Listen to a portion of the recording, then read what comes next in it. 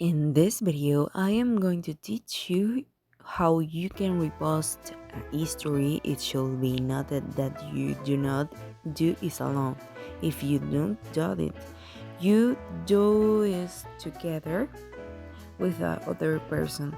I am going to post a publication and I am going to tag another user. So like here,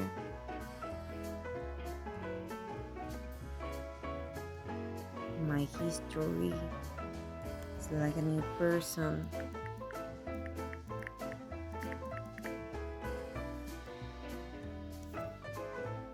Okay, this other person is my other account. Hang on a second.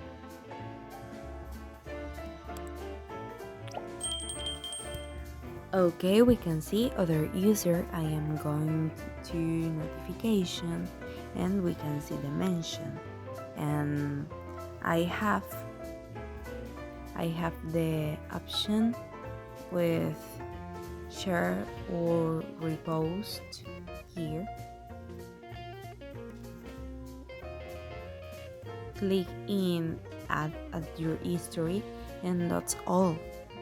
We have to wait for someone to tag us and that will be all, guys.